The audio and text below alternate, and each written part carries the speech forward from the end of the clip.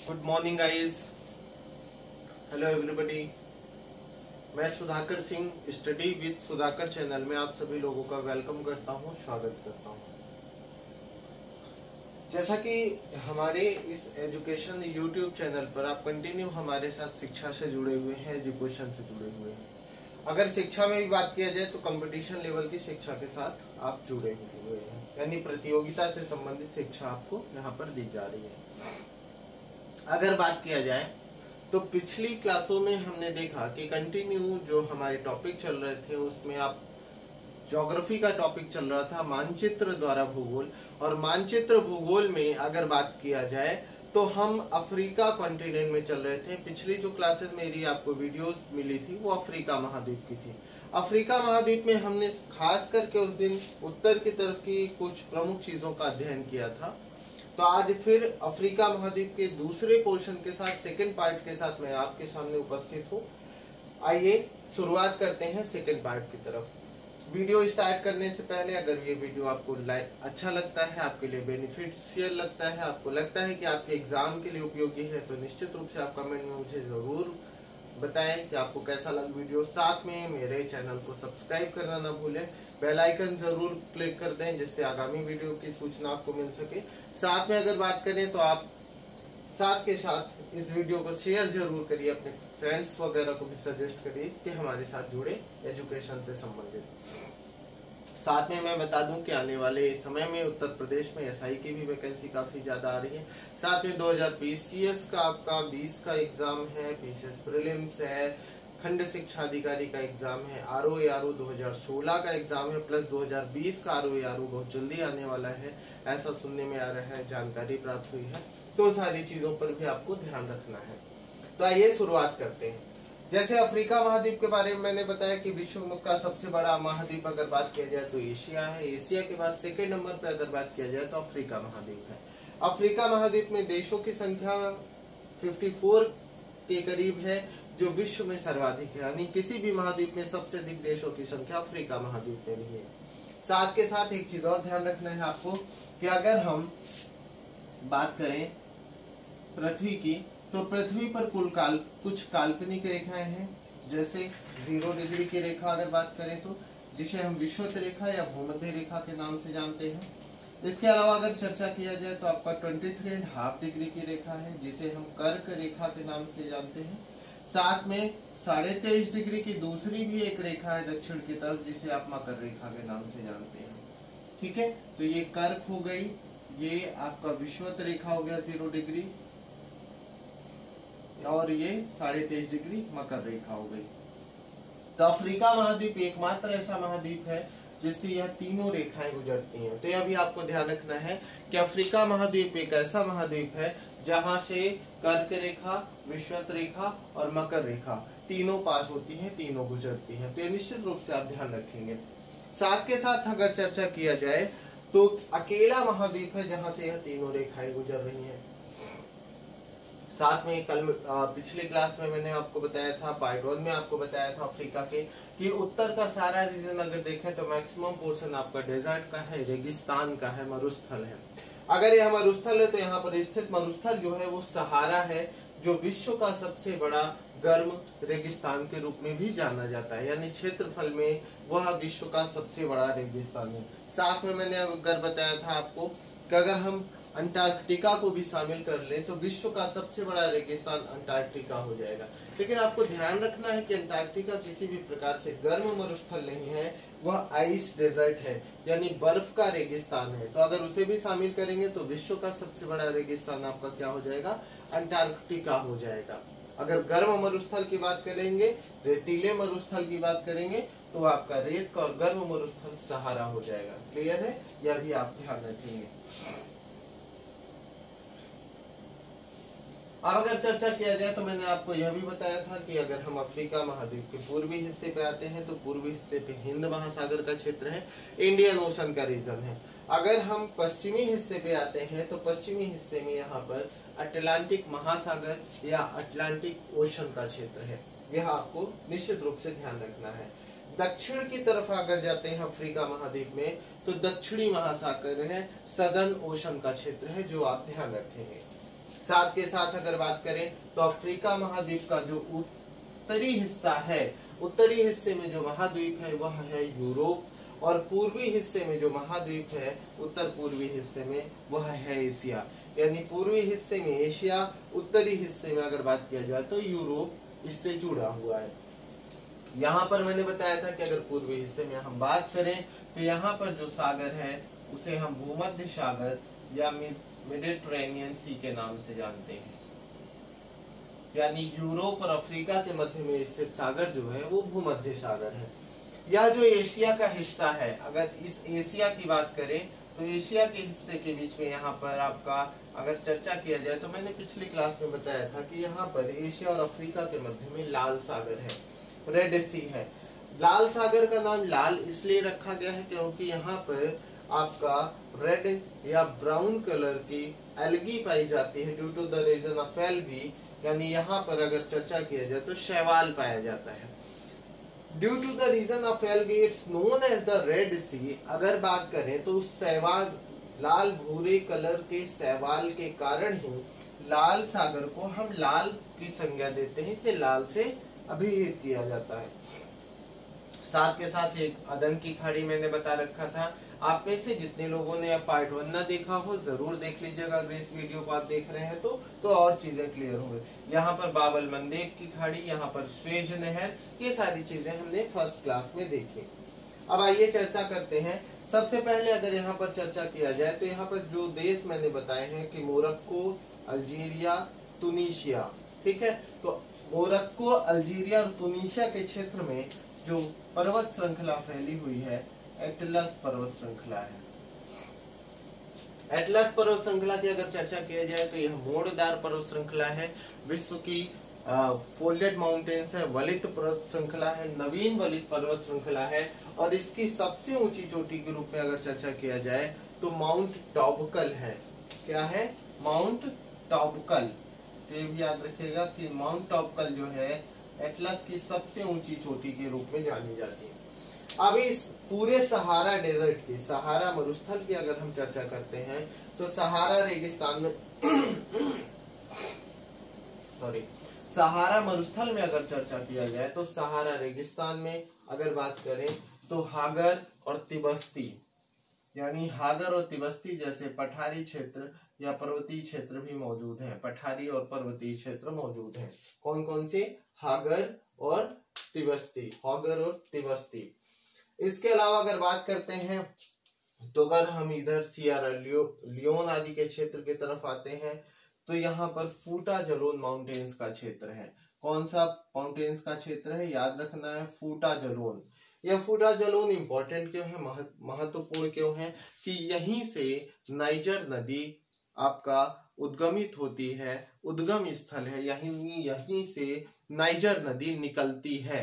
बिल्कुल ध्यान रखना है कि अगर नाइजर नदी की बात किया जाए तो नाइजर नदी यहीं से फूटा जलोन आदि के रीजन से निकलती है। तो ये आपको याद रखना है कि इस अगर हम गिनिया और सेनेगल और इन सारी क्षेत्रों की बात करें तो यहाँ पर फूटा जलोन का क्षेत्र हो गया। इसके अलावा अगर हम बात करते हैं तो यहाँ पर नाइजर के बाद अगर हम आते हैं तो बेनिन, टोगो, घाना आदि का क्षेत्र है। तो घाना के क्षेत्र में अगर हम बात करें तो वोल्टा आपकी झील है, वोल्टा लेक। तो याद रखेंगे कि घाना आदि के क्षेत्र में वोल्टा लेक है। हालांकि अगर हम सिविल की बात करें तो सिविल में स्पेसिफिक क्वेश्चंस आते हैं। अगर यूपीएससी की बात किया जाए, यूपीएससी के द्वारा कंडक्ट कराने वाला सीडीएस एग्जाम हो, सीपीओ हो या सीपीएफ हो या सामान्य रूप में यूपीएससी सिविल सेवा हो या अदर कोई भी एग्जाम हो, साथ में स्टेट सिविल सर्विसेज हो या लोक सेवा आयोग के द्वारा लिए जाने वाले कोई भी एग्जाम हो, राज्य लोक सेवा आयोग के द्वारा, वहां पर थोड़ा सा अंदर जाकर के चीजों को पूछा जाता है। लेकिन अगर वनडे लेवल पर बात करें तो जो छोटे एग्जाम होते हैं वहां पर आपको केवल यह पूछा जाएगा कि वोल्टा झील का किस महाद्वीप में स्थित है, तो अफ्रीका महाद्वीप में स्थित है। अगर देश पूछा जाए तो घाना का संबंध है। यह आप ध्यान रखेंगे कि घाना आदि देशों से यह संबंधित है पूरी तरीके से। जस्ट इसके बाद अगर हम चर्चा करते हैं तो इस क्षेत्र में आइएगा। अगर यहाँ पे अफ्रीका महाद्वीप के इस क्षेत्र में आते हैं तो यहाँ पे अडमावा माउंटेन्स है, अडमावा। ये जो अदमावा माउंटेन्स या पर्वतीय क्षेत्र है, ये खास करके अगर इसकी चर्चा किया जाए तो यहाँ पर नाइजर के आगे आ पाएंगे तो यहाँ पर कैमरून आदि का क्षेत्र है। कैमरून के अलावा अगर देखते हैं तो यहीं पर आपका गैबन और सेंट्रल अफ्रीकन रिपब्लिक आदि देशों का क्षेत्र है। तो देश नहीं आपको ध्यान रखना है, खास करके देश एक बार मैं रिवाइज जरूर करवा दूंगा जिससे आपके दिमाग में कुछ देश के नाम बैठ जाए, but it's not important that where it's mountain is situated. यह जरूरी नहीं है कि आप इससे जानिए कि यह किस पर्वतीय क्षेत्र में। आप बिल्कुल यहाँ पर केवल यह ध्यान रखेंगे कि अदमावा जो माउंटेन्स है, अदमावा जो पर्वतीय क्षेत्र है, उसका संबंध अफ्रीका के है, खास करके मध्य अफ्रीकी देशों में है, तटीय देशों में। जस्ट इसके बाद बात करते हैं तो इधर के देशों में लगभग पूर्वी देशों की तरफ हम आते हैं तो यहाँ पर मितुम्बा माउंटेन्स है और मुचिंगा माउंटेन्स है। तो मितुम्बा और मुचिंगा, यहाँ पर मुझे जहां तक लगता है अगर इस पर प्रश्न पूछा जाएगा तो आपसे केवल यह पूछा जाएगा कि मितुम्बा पर्वतीय क्षेत्र या मुचिंगा पर्वतीय क्षेत्र किस महाद्वीप में है, तो यह दोनों अफ्रीका महाद्वीप में स्थित है, यह आपको ध्यान रखना है। जस्ट इसके बाद अगर हम चर्चा करते हैं तो यहाँ पर आपको मैंने बताया था कि यहाँ पर मिस्र है यानी इजिप्ट है, इजिप्ट के बाद सूडान का क्षेत्र है, सूडान के बाद आएंगे तो यहाँ पर इरिट्रिया, जिबूती और सोमालिया, अंदर की तरफ इथियोपिया का क्षेत्र है। अगर हम इथियोपिया के क्षेत्र में आते हैं तो इथियोपिया के क्षेत्र में इथियोपिया उच्च भूमि है, इथियोपियन हाईलैंड्स का रीजन है। तो ये आपको जरूर ध्यान रखना है कि इथियोपिया के क्षेत्र में इथियोपियन हाईलैंड्स का रीजन है, विच इज इंपॉर्टेंट, जो महत्वपूर्ण है, जिसे आपको ध्यान रखना है। क्यों? क्योंकि यहाँ पर कहीं ना कहीं नील नदी का संबंध होता है, ब्लू नील नदी का क्षेत्र इन्हीं क्षेत्रों से जुड़ता है और इसी इथियोपियन हाईलैंड्स पर ताना झील स्थित है। इथियोपिया में ही इथियोपियन हाईलैंड्स पर ताना झील स्थित है। मोस्ट इंपॉर्टेंट है, एग्जाम में पूछा जाता है, कई बार पीसीएस में पूछा गया है। आने वाले खंड शिक्षा अधिकारी आरओ या यूपी पीसीएस प्रीलिम्स 2020 यानी किसी भी एग्जाम में पूछे जाने की पूरी संभावना है। तो बिल्कुल याद रखेंगे कि इथियोपियन उच्च भूमि पर ताना झील या ताना लेक स्थित है, तो यह आप ध्यान रखेंगे।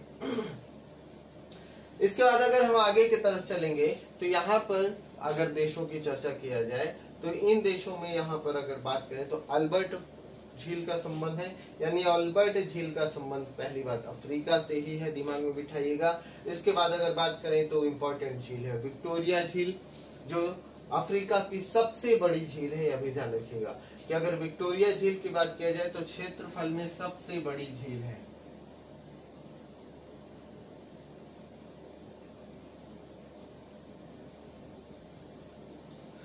तो यह भी आपको ध्यान रखना है कि अगर हम विक्टोरिया झील की चर्चा कर रहे हैं तो विक्टोरिया झील अफ्रीका की सबसे बड़ी झील के रूप में जानी जाती है। साथ के साथ पिछली क्लास में यानी पार्ट 1 में मैंने आपको चर्चा के दौरान बताया था कि अफ्रीका का पूर्वी हिस्सा पूरी तरीके से ब्रेक है यानी क्रेक है, और यानी जब यह क्रेक है टुकड़े में बटा हुआ है जिसे हम रिफ्ट कहते हैं, रिफ्ट घाटी। रिफ्ट घाटी का क्षेत्र पूरे पूर्वी हिस्से में मौजूद है, जहां पर पानी भरने के कारण आपके जल भराव के कारण झीलों का निर्माण हुआ है। तो अल्बर्ट झील हो गई, तंजनाइका हो गई और मालावी, इन सारी झीलों का निर्माण दरार घाटी में ही हुआ है, यानी रिफ्ट घाटी झीलों के नाम से जानते हैं। तो रिफ्ट घाटी झील कहाँ है? अफ्रीका के पूर्वी हिस्से में है।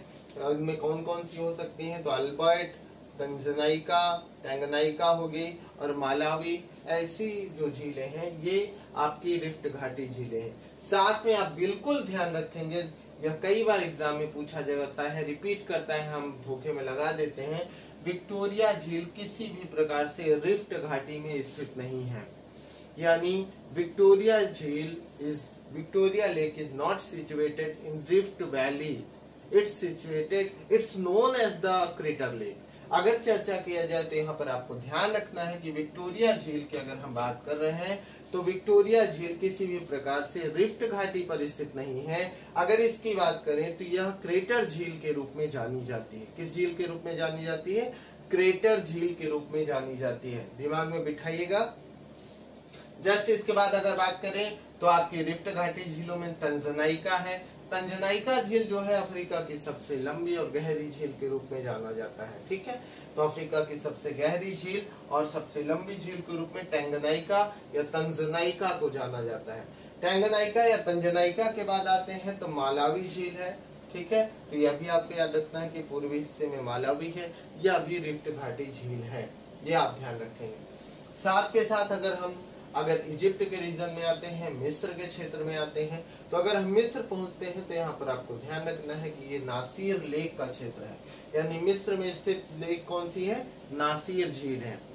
नासिर झील का संबंध आगे मैं बताऊंगा नील नदी से है। नील नदी पर ही बनाया गया एक डैम है नासिर डैम, और नासिर डैम में जो झील बनी वह कहलाती है नासिर लेक।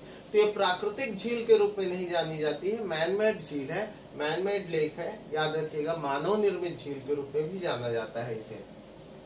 इसके अलावा दक्षिण की तरफ आएंगे तो करीबा का लेक है, यानी अगर हम जाम्बेजी और यहाँ पर जिम्बाब्वे वगैरह के क्षेत्र के पास आते हैं तो आपको याद रखना है यहाँ पर एक बांध है जिसका नाम है लेक करीबा।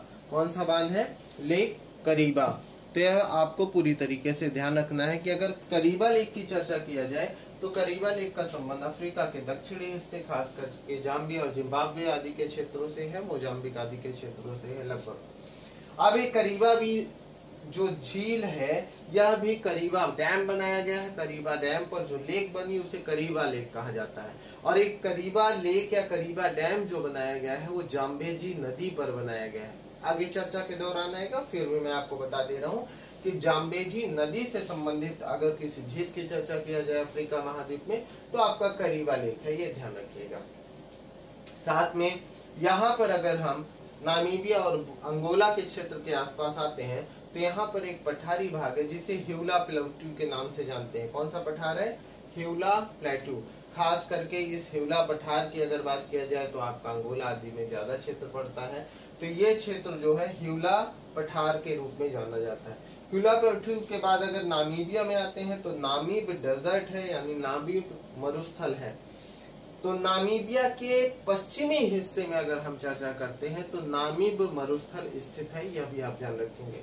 यानी अगर हम चर्चा करें तो नामीब मरुस्थल का संबंध अफ्रीका के पश्चिमी हिस्से से है, निश्चित रूप से आप यह ध्यान रखेंगे। इसके अलावा दक्षिणी हिस्से की बात किया जाए तो दक्षिण अफ्रीका में यानी साउथ अफ्रीका में अगर हम चर्चा करें तो ड्रैकेंसबर्ग पर्वत श्रृंखला है। यानी हम अगर दक्षिण अफ्रीका के दक्षिणी हिस्से की चर्चा कर रहे हैं तो यहाँ पर ड्रैकेंसबर्ग पर्वत श्रृंखला मौजूद है, यह आप ध्यान रखेंगे। तो इस प्रकार से अफ्रीका के ओवरऑल फिजिकल रीजन रहे हैं, खास करके महत्वपूर्ण लेक्स की बात किया मैंने, कुछ प्लेट्यूज की बात किया और कुछ माउंटेन्स की बात किया जो आपको ध्यान रखना है। It's clear. तो एक बार मैं बोलता जा रहा हूँ, आप सारी चीजों को एक बार फिर से रिवाइज कर ले। मेरा मानना है आप बोर्ड में मैप देखें और केवल मेरी आवाज सुने, ठीक है, जिससे आपको सारी चीजें क्लियर हो सके। प्लीज मैप देखते हुए मेरी आवाज को ध्यान से सुनिएगा, इससे क्लियर हो जाएगा। आप बोर्ड देखते चलिएगा।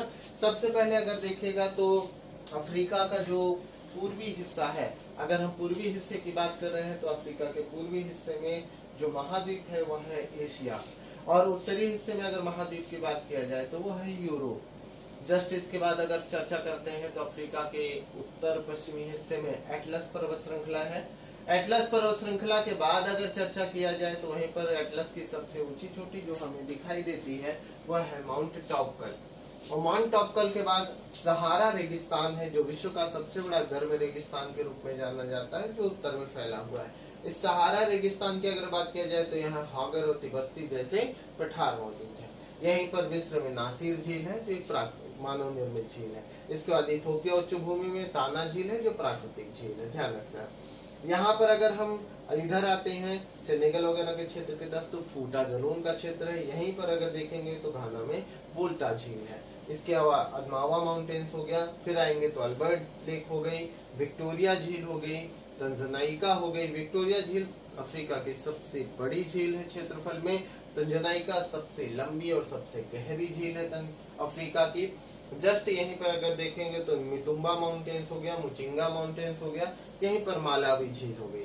दक्षिण की तरफ अगर हम चलते हैं तो करीबा लेक हो गया, ड्रैकेंसबर्ग पर्वत श्रृंखला हो गई दक्षिण अफ्रीका में, साउथ अफ्रीका में, ठीक है। इसके अलावा यहीं पे नामीबिया में नामीब मरुस्थल हो गया, और आपके अंगोला आदि के क्षेत्रों में अगर देखेंगे तो ह्यूला प्लेटू, ह्यूला पठार हो गया। तो अफ्रीका का यह फिजिकल रीजन रहा, ये पार्ट 2 रहा। पार्ट 3 के साथ नेक्स्ट वीडियो में जरूर मिलते हैं। अगर वीडियोस चीजें बेहतर लग रही हैं तो बार बार देख करके दिमाग में बिठाइए, रिवाइज करिए। एटलस आपके पास है तो एटलस का सहारा ले सकते हैं, अदरवाइज आप कॉपी पे इसे जरूर बनाइए। और साथ में मेरे साथ जुड़ने के लिए आपको बहुत बहुत धन्यवाद। आप लोग मेरे साथ जुड़े रहिए, बने रहिए। निश्चित रूप से आपके सारे सब्जेक्ट बेहतर होंगे धीरे धीरे, मेरा पूरा प्रयास है। एंड वीडियो को लाइक शेयर एंड सब्सक्राइब करना बिल्कुल भी ना भूलें। चैनल को बेल आइकन जरूर क्लिक करें जिससे आपको आगामी वीडियोस की सूचना मिल सके। Have a good day, good luck.